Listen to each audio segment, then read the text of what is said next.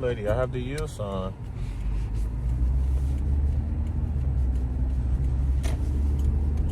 Shalom, shalom. I want to begin the lesson off by giving all praise, honor, and glory to Yahweh, Bahashem, Yahweh Shai, Bahashem, Bahakodash. Double blessing and honor to the apostles and the elder bishops of Great Millstone who taught me this truth through the spirit and the power of Yahweh, Bahashem, Yahweh Shai. It's your brother, Harashazar Kabar, back here with another lesson through the spirit. Peace and salutations to the sincere brothers out there pushing this truth, the Akim, as well as you few sisters out here listening and learning, the Akwat. To you, I say shalom.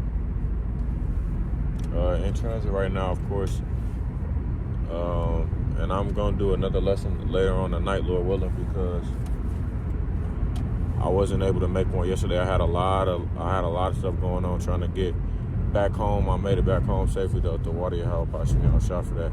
But I had a lot of stuff going on yesterday that did not allow me to make a lesson. So, in spite of that, I'm gonna try and make another one tonight, Lord willing. But with that being said, man, I want to play a video for y'all that I was looking at yesterday. Wow. I don't know if it was out when I was at the airport or whatnot, but I was just looking at it yesterday, man. And it was a good little news update that the dude was going. Is it World War III yet? Well, Trump certainly thinks it might be soon. Before we get to that, did you know that U.S. forces seized yet another ship? This time it was in the Indian Ocean off the coast of Sri Lanka. Apparently, U.S. Special Forces raided a ship that was heading from China to Iran, carrying military equipment that would help Iran in the production of missile systems and other type of equipment. U.S. forces grabbed the equipment, destroyed it, and then let the ship continue on its way. I think it's pretty badass, to be honest. So that's the second ship in this many weeks that the United States has interdicted. If you'll remember, they seized an oil tanker off the coast of Venezuela that was sending a fuel or oil to Cuba or wherever. It doesn't really matter. It's part of the Shadow Fleet, and right now it's headed to Houston to, be confiscated by the United States. But the reason why I show this map is apparently there are 11 other Iranian tankers that are part of the Shadow Fleet that is assisting Russia and Venezuela and all of these adversaries to continue to gain oil, even though they are under severe sanctions. And so the U.S. is just waiting until they have the capabilities, the assets, to end the orders to probably interdict these ships as well, seize them as well. So that'd be quite interesting to watch unfold, if it does happen. And so the pressure continues to mount on Venezuela and Maduro as we send more forces into the region in preparation for whatever follow operations the president decides to take. Meanwhile, back in the Indo-Pacific, tensions continue to rise between Japan and China, and this all started when Japan laid out the obvious of the stance they would have to take in case China decides to invade Taiwan. China's response was extremely bombastic, and they immediately halted tourism and other economic activities with Japan. And Japan, while trying to mediate the issue, has also stood firm in their stance, especially when it comes to military operations, as they just recently conducted joint operations with the United States in and around the South Korean Peninsula and Japanese waters. Because what people may not understand here is that China is continuing to press into Japan territorial waters, and so Japan is finally starting to push back. And then, of course, there's some assistance from Russia and a joint activity with China, and so it's a dynamic situation, but Japan is finally flexing their post-World War II muscles. So right now, Japan is willing to accept the economic fallout from this diplomatic row between the two nations because they are honestly sick and tired of China pushing into their territory, and now they are starting to push back. And finally, circling back to Trump's World War III comments, he made them during an Oval Office press conference. And during one of his trailing monologues, he was lamenting the loss of life that is occurring in the Ukrainian-Russia war and how he just wants the killing to stop. And if it doesn't stop, that the end result could very well be World War III. But rest assured, we are nowhere near that, but that doesn't stop the media from putting that as the... And that's a fact, man. Like you said, we're nowhere near that. World War III is the final blow. That's gonna lead to the destruction. Why the fuck are you on brakes, man? Salakia. That's gonna lead. World War III is gonna lead to the destruction of this place, man, is what I'm trying to say. That's the final major prophecy. And Lord willing, we're not even here to see it come to pass. But World War III is gonna be that thing that, you know what I'm saying, sets everything off. This is the reason why it's traffic, is because people get in the fast lane, drive slow. Salakia, man. But that's gonna be the final thing, man. You know, as it speaks on where does it speak on that at? Where's that at? Revelation chapter 12. It's big on that in the book of 2nd Esdras. I want to say in chapter 14 or 13. You know, these nations coming together to battle each other, and then looking up and seeing Yahweh Shai and the chariots of the Lord, and them having to fight them.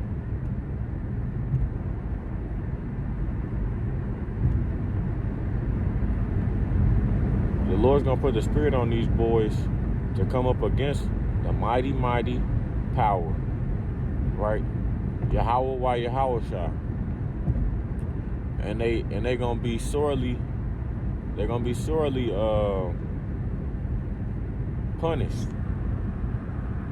The Lord is really stirring up stuff over there in the east, right? You have so much stuff going on over there. You know, they saying Cambodia and Thailand has been at it, right? You got Ukraine and Russia, of course. You got Israel and these Arab nations, Hamas. You have NATO and Russia, which I didn't even peep this when I was talking about it in my lesson the other day. With these people talking about how Russia could attack NATO, when it's just like an aggressor projecting, because you know what you've done is wrong, or the things that you've done is messed up. So then you accuse somebody else of doing it, or you suspect them of doing it just because you did it. Like, how much sense do that make? Like, how much sense did that make, man? You projecting that on Russia, and Russia, when has Russia ever been a threat or said they was gonna do anything to NATO? They said, if y'all do something to us, we gonna do something. But they never been seen as no aggressor in this situation. So if you saying that they're gonna attack you, then that must mean you got a plan to attack them. Then that's the only way they would attack you, is if you fucking with them. The headline for all the newspapers and to get everybody to freak out. And I have this map behind me to basically illustrate the fact that largely nothing has changed on the ground. You hear a lot of different talking points about Russian losses, Ukraine losses, battlefield advances, battlefield retreats. But at the end of the day, this is the same outline of the map roughly that has been since the start of the war. I'm an Intel guy, and as your World War III update, surprise, surprise, it is nowhere to be found. But let me know what your thoughts are on all the topics I discussed. Have a good night. Is it World War III yet? Well, Trump certainly... So, we've been hearing a lot of World War III potentials, updates, you could say. All of that good stuff recently in the news. You know, Donald Trump is amping up the stuff that he got going on against Venezuela as well, right? That stuff has been increased more and more.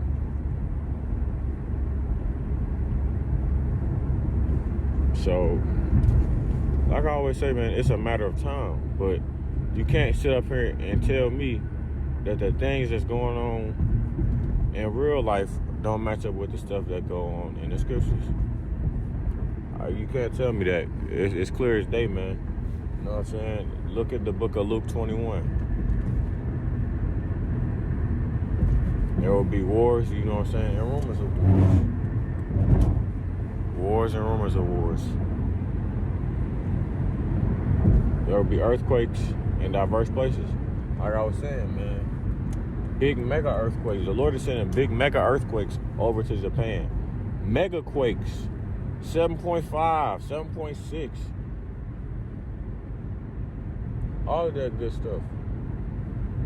Go ahead and get over it. So, remember in the book of Matthew 24, it speaks on these things. There will be the beginning of sorrow and great famine, right? Sudan, Gaza, and many other places, man. It's people over here that's starving. You really think about it, it's famine all over. It's just not on a mass scale to where the common and normal people will look at it and be like, damn, what's going on? Or look at it and question it, right? It's not to that capacity just yet. But best believe that it's coming, man, because at the end of the day, the things that we're speaking on from the Bible is all prophecy. And it was predestined to happen. It's not a coincidence that it's going down, man, and taking place in our lifetime. This place has ruled in wickedness for years on top of years on top of years on top of years. And at some point, you gotta look at it and be like, hey, as it reads in the scriptures, when will the wicked be punished? It only seems, call Allah how about you now shot. It only seems like they're prospering in this kingdom, which that's what it's made and meant for them to do. But there's gotta come a time and a point where they gotta be held accountable for their actions. And the Lord has begun holding them accountable for their actions. And in turn, it's going to continue to be like that. It's going to increase. It's not just going to be a smack on the wrist. No. You all have been committing wicked and heinous acts for generations. The Lord have let you get away with it because at the end of the day, He does not punish the wicked as if He punishes His people. It's a different process. You know what I'm saying? We were given the law, statutes, and commandments to follow and abide by. They weren't. So the Lord have more mercy and grace when it comes to us. That's why we always say we're in a grace period right now. The time where you need to get right with Yahweh Bashim Yahushua. Or don't. You know what I'm saying? It doesn't really affect me. I'm just letting y'all know what it is. So y'all can't say y'all was in the dark when these things start to come to pass. So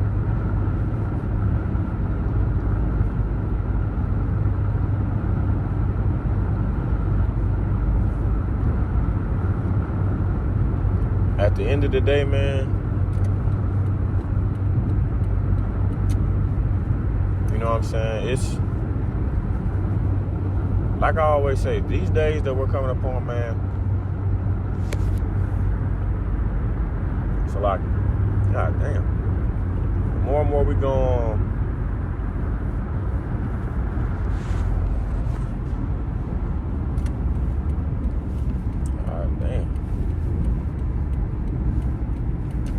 more and more we go on, the worse and worse it's going to get. It's like the more and more we go on, the worse and worse it's going to get. And that's just concerning life as a whole, man. And you seen and you look at the news and it seems like it just never stopped. Never ending war. Never ending violence. Never ending just everything. And that's for a reason. It's not for no reason. It's for a reason, man. Because the Lord is visiting the earth that He made. Not physically, spiritually. It's a spiritual warfare that we're going through. That's why we always say, man, this is spiritual warfare. This is life or death situations.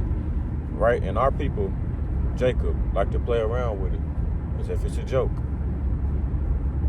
Everything is a joke until it's not. Everything is funny until it's not. That's why I says it's better to mourn than to laugh. Through mourning, you will learn something. Through laughter, you're not learning anything, right?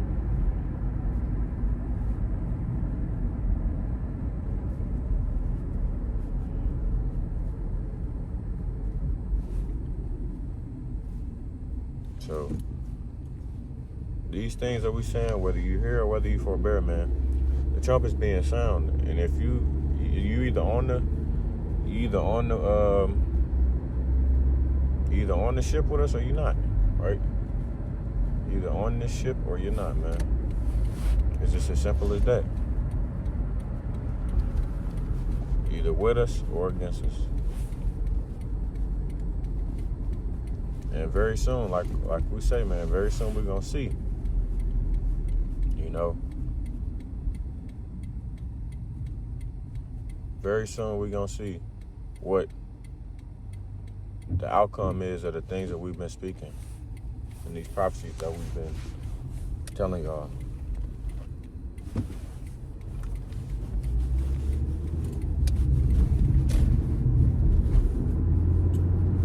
There's only one way to receive salvation, and that's through Yahweh Ba'Shem Yahushua, man. So you're right. There's no telling how much time we got left over here in this captivity, man. Lord willing, not much longer, because at the end of the day, none of us enjoy being here. None of us enjoy what we're doing, but it has to be done, and that's okay. Somebody got to do it. And we are the men that have stepped up to do such things as we have been called by Yahweh Ba'Shem Yahushua. But nonetheless, though, I'm approaching my destination. So with that, I'm going to close it off there. I want to give all praise, honor, and glory to Yahweh Ba'Hashem, Yahweh Shai Ba'Hashem, or Haha Kodash. Double blessing and honor to the apostles and the elder bishops of Great Millstone who taught me this truth through the spirit and the power of Yahweh Ba'Shem Yahushua. Until next time, I say Shalom Israel. Shalom. And as always, we're one day close to the kingdom, man. Keep pushing, keep pushing, keep pushing. Shalom.